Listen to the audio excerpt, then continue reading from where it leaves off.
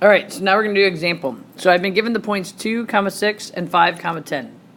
Step 1 says identify the point you'll call x1, y1, and the point you'll call x2, y2. All right, so I went ahead and called 2, 6, x1, y1, and 5, 10, x2, y2.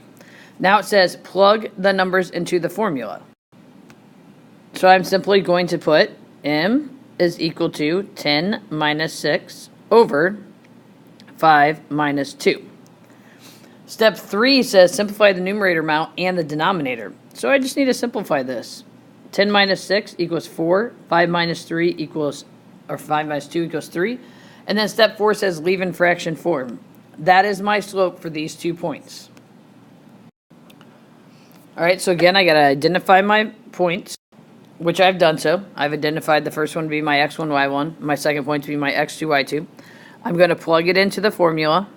So remembering my y2 minus y1 over x2 minus x1.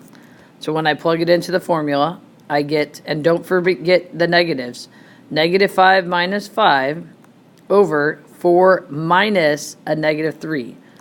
Do not drop the negatives. That's the worst mistake you can make on a problem like this. Then you just got to simplify. Okay? So negative 5 minus 5 is negative 10, not 0. 4 minus negative 3 would be a 7. This one, there is your answer because you can't simplify any farther than negative 10 over 7, so you are done. All right, the example is 3, 7, 3, negative 4. So step 1 is identify. Step 2 is plug it into the formula. So I've done that. I have the formula, and I plugged in negative 4 minus 7. Again, don't drop your negatives. Over 3 minus 3. Step 3 is to simplify, which in this case, you get negative 11 over 0. Now, we can't divide by 0, so this is a point where we know that this is a perfect vertical line, which means the slope is undefined. Now, another way that we could have known that is if we notice that our x values are the same. If we notice our x values are the same, and I know this is the trippy part, then we know it is a vertical line, okay? Because it doesn't matter where you are on the x is always going to be the same. Doesn't matter where you're on the y. It's a vertical line. So that's how we know the slope is undefined. All right, again, step 1 is to identify.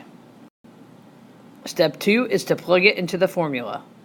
All right, step 3 then is to go ahead and simplify, which you get 4 minus 4, which is 0. 5 minus negative 3 is a positive 8 because it's 5 plus 3. Now, anytime we know we get a 0 on top, our slope is 0,